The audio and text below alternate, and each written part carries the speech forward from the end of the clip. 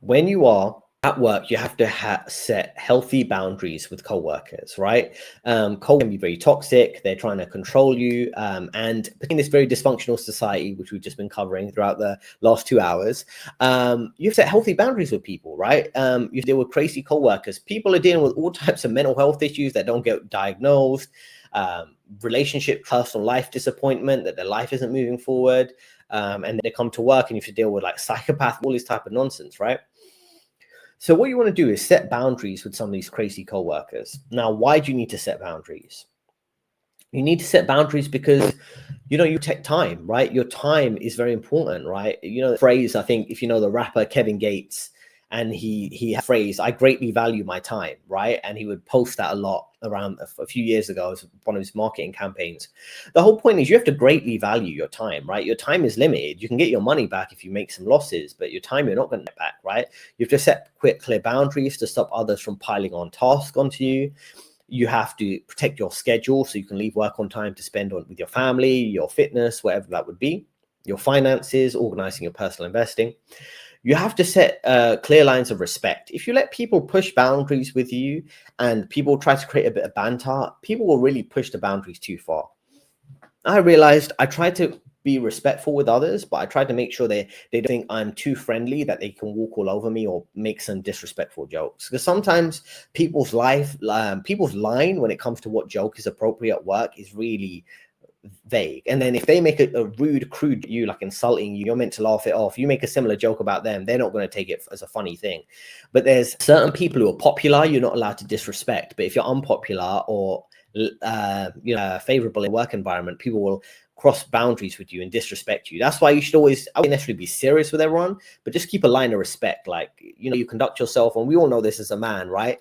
When you're interacting with other men, there's lines that don't get crossed, right? You can sense from someone's aura, someone's general around them that they're be disrespected. And I recommend you conduct yourself like that at work, because not only will other men try to push your boundaries with so-called banter and jokes, try to insult you, and to laugh it off as a little cheap shot that is not a big deal. Other woman co-workers, they will do shit tests.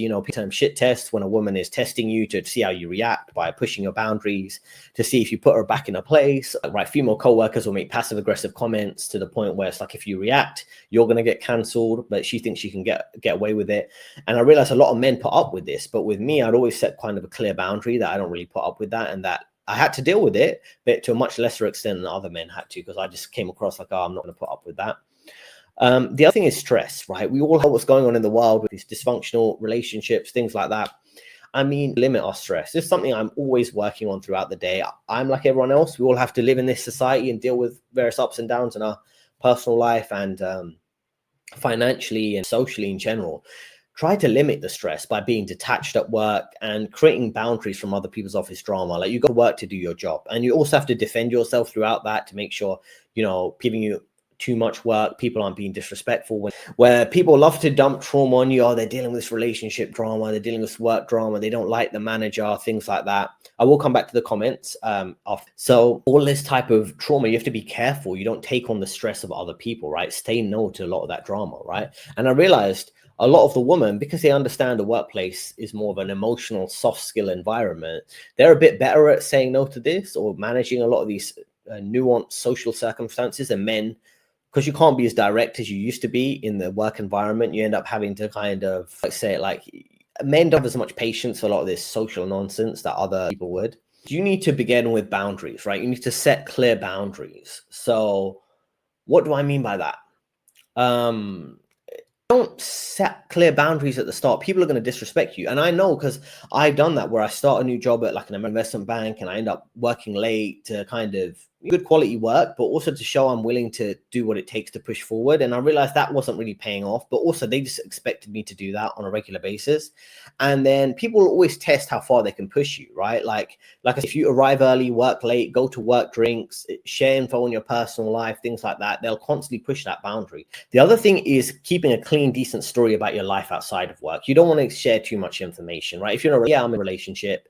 If you're single, just, I'm not looking to date or anything. anything. I'm just focused on my career right now. And that sets a clear boundary. You don't want to keep sharing more and more information because they'll dig more and more. You should shut down any disrespect quite quickly. That's what I recommend, clear tone. And that doesn't mean you should be serious all the time. You can't joke around. You can't discuss maybe the culture, as long as it's not controversial, maybe what football game was going on, what's the latest movie. You just want to be in a situation where you don't let people push you too much in terms of your personal life. And then rule number 2 is learning the playing field, right? You need to learn the playing field.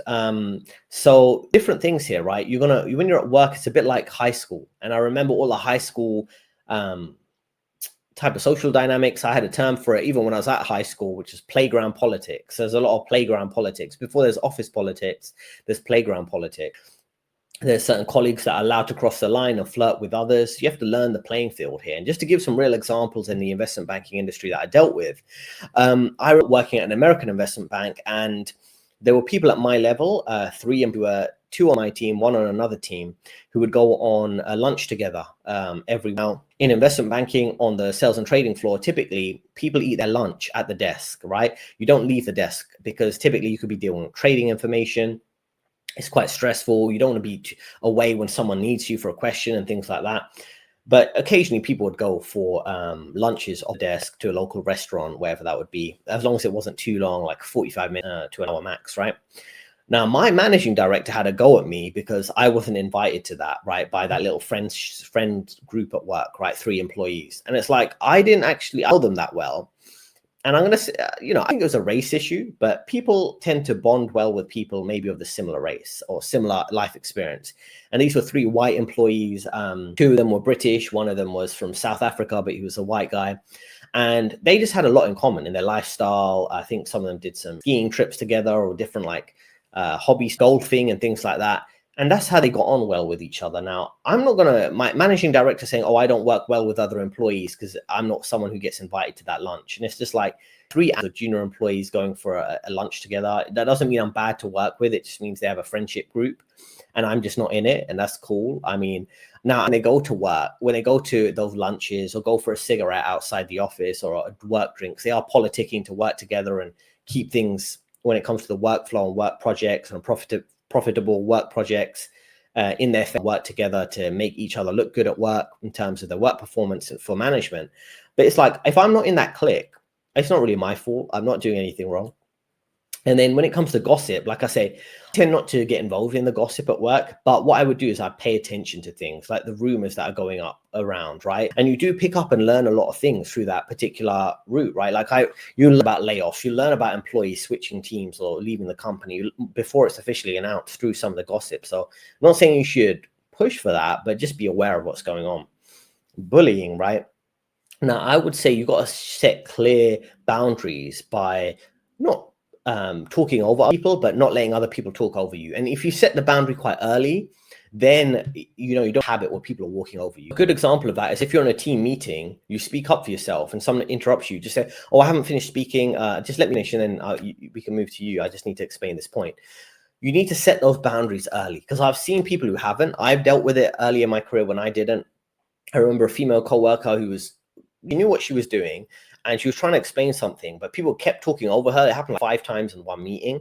And I realized she didn't set the boundary early. Oh, wait, listen, I'm trying to say something. You have to do things like that early on. Otherwise, people are just going to talk over you, think you're quiet, you're not doing any work. And unfortunately, in the corporate world, if you don't set clear boundaries, people will walk over you. And if you're too quiet, people will always give the impression that you're a joke just because you're quiet. Because you're quiet, you're not doing a lot of work. Because you're not speaking up a lot. What are you actually doing? People only know what you're doing based on what you say and how much you speak up, and then encourage you to do that. Not in an over-the-top way, but just be clear and dominant and assertive and confident in what you're doing, and making sure people are aware of that and they're not walking all over you or treating you like a second-class citizen. Because once that pattern starts, it's just going to continue. Do you have any strategies for detaching from work each night before going to sleep, especially when something negative is going on at work that you might be worrying about? This is very difficult to deal with. I dealt with it so many times when people were really pushing my boundaries at one company. One particular manager, I'm going to make a video about him probably next week. He was the worst manager I had. And I didn't like it because I felt like anytime I spoke up for myself, he didn't like me maintaining these healthy boundaries. He would always try to push them. And if I went to management one layer above it about him, he'd always play the victim. And a junior employee who just joined a few months ago and you're the guy bullying me, basically. You're cursing me out and shouting and swearing, not just at me, but at others. So it's quite difficult to deal with. And I realized that's why I had problems sleeping, because I like to maintain my self-respect, even if it costs me a job or so. So let's go through this in detail. So if you're dealing negative situations at work that you might be worrying about, I would try to get down to the root of it. If it's a layoff, what's the solution? A potential layoff, the solution would be find a new job, right? If it's a difficult person, I would try to address it head on. Now, the whole point, and this is why a reoccurring theme in my videos, is things like minimalism, saving, investing, living below your means, focusing on your freedom, not just the finance aspect. The whole point of that is that when you are in a difficult spot where you're dealing with something negative at work, but maybe it's just general negativity, you can job hop because you've got a good career set of skills, right? Or you've saved enough that you can go and be unemployed for a little while, right? Before you figure out your next move or go live somewhere abroad. I think you said you're in Thailand, right? The whole point is that gives you space. You want space and time, right? And that's what money is really giving you. It's space, it's time, space to live how you want, time to live at your own pace, right? So if you're having a hard time going to sleep, I'll try to find the route and what action you can take. And sometimes the action is difficult, whether it's a job hunt, job hopping, moving to another job, or if that negative thing is someone individual and you have to address them head on, then sometimes you have to do that. And you have to do that at the risk that you might get fired, or they're going to put you in a difficult spot where it's going to push you out of the company. And I dealt with that from that difficult person where he tried to push me out, tried to curse me out. He took me to, and I'm going to include this in a video that I'm going to record, say next week, where this manager, he basically took me to a room when I was escalating things that he was doing that was inappropriate, swearing at me and things. And he was like, basically like, oh, you basically threatened to ruin my career, or threatened to make up things so I would get fired from the company. And the whole point here is essentially you have to be willing to address that head on, even if it could lead to a major argument in the office or something. Take someone to a room and discuss that to try and find a resolution. The whole point is you're going to take the difficult steps to find the resolution, even if it leads to some short-term discomfort, like a difficult manager, a difficult argument, things like that, job hopping, whatever that would be. Like, try to find a solution. If it is bothering me before I go to sleep, the way I tend to deal with things, I know this might not sound like the most healthy, what's it called, self-improvement, efficient way of doing things. When I leave work, I typically have a lot of things I prefer to be listening to or watching. So I think about that in the evening. So between finishing work at 6 p.m. and going to sleep at 10 p.m., I'll be scrolling that on my phone. There's different group chats I'm on. So I almost forget about everything going on at work for like 4 hours. I try to forget about it because I'm so engrossed in everything else. And if you have other interests, manga, anime, whatever, wrestling or sports, whatever it be, you're going to the gym, I would just not think about work too much outside of work. And if it's really impacting me, take the difficult steps to find the resolution. Every time my manager tried to bully me, I contact the employment court. They finally understood not to mess with me. Sometimes you got to do that. I had to use that threat one time, actually, and they backed off, and I basically got some extra time to work at the company before I found a new job. And you got to set those clear boundaries because people try to really push you. When you threaten to take them to employment court, they might use all types of underhanded tactics to get rid of you. They'll give you a bad performance review that you don't deserve, give you unfair treatment at work, too many projects, stress you out with things. Fake friends, co-workers are not your friend, right? There's a famous phrase out there. You probably know the song by Drake, No New Friends, from several years ago, right? So the whole point is that your friends that you have that are trustworthy are typically people you've had earlier in life, or you have friends outside of work, right? Maybe you had a friend from work that you've had for several years, but you maintain that friendship outside of work. Maybe you've been keeping up with them outside of work. You have friends from high school and things like that. These are the type of people who are your friends. Co-workers aren't your friends. They're just allies that are convenient at work. Now, if we go through this, right? So I mentioned in other videos, you want to pose as a friend and work as a spy, right? Many of your co-workers, they're just here to gather information on you. What skills you have, what do they know about your personal life that they can make jokes about, things like that. So co-workers aren't allies. They'll smile at you while secretly feeding information about you to others, complaining about you to others when it's convenient for them. They'll get you to lower your defense by being fake friends, feeling like you owe them, or you need to gather info to use against you, and to get details about your personal life to mock you or embarrass you around others. A good example of this is I had a co-worker who was in a relationship with a woman in another team in our department, and they didn't discuss their personal life too much at work. But everyone acted like they were on great terms with both of them. But when the guy took a few days off, all of our team who pretended to be his friends were all making jokes about him. She wears the trousers in the relationship. And it's like, all these people are being fake friends with this guy, right? And they thought he was a bit of a pushover based on how his girlfriend at work was treating him. So be careful about that. I'm telling you, people are always gossiping about you when you're away from the desk, when you're taking a day off. So just be aware of that. These people aren't your friends, and they don't have good nature in many of cases. Now, 1 second. Okay, keep going. Now, when I say they gather info to use against you, and also there's many co-workers that have an inferiority complex, right? They're envious, right? They're co-workers that resent your success. It's best to kind of be modest and keep your wins brief to avoid jealousy, right? That's something I always try to do. I try to just kind of low profile in many cases, not to trigger their insecurity about tons of things. Harmful humor can really hurt you, right? So I want to be careful. This is what I mean about setting clear boundaries. So make sure they respect you and don't walk all over you.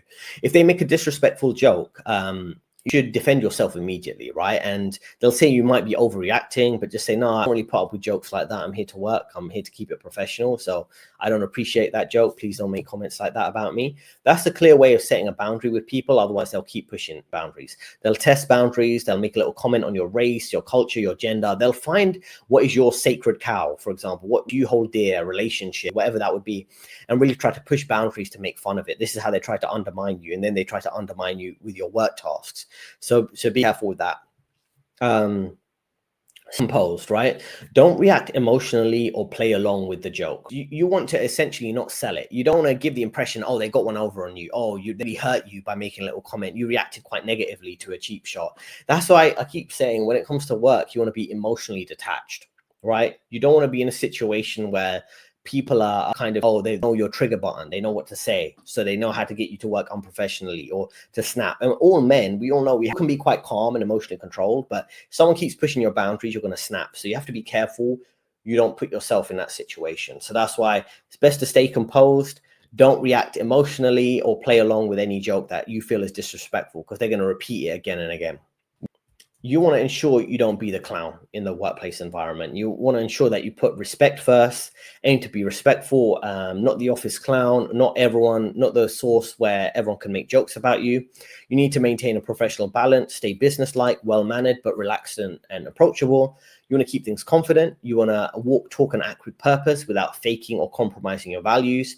And you have to have clear boundaries, as I mentioned, and a strong presence. And so much of avoiding these issues is having a strong presence in those corporate environments so people don't walk all over you, right? The whole thing is more important to be respected than to be liked, right? You don't want to be, oh, everyone likes you, but they treat you like you're a bit of a joke. That's not what you want to do. You want to control the perception of yourself from others in the sense of the way you dress, the way you communicate. You make it seem like it's just a bit weird for them to try to mock you. You want to be articulate, you want to be accurate, and quickly set boundaries with people. Like I say, right, if you want to succeed, you want to say less, you want to win more, you want to understand these rules of protecting your reputation, of setting clear boundaries, of having that career success, whether it's searching for a new job, dealing with the promotions, difficult managers and co-workers, and even personal finance and investing. These are all type of things I teach throughout my career coaching program. So link in description if you want to work on that. It's going to get tougher over the next few years. I know we want things to get easier. Everyone wants us to breathe a sigh of relief. They're dealing with, dysfunction, economic dysfunction. It's going to get difficult next year, right? There's no way of saying that nicely. And this is, I try to help you, provide you with a unique solution to help you work through that difficult scenario.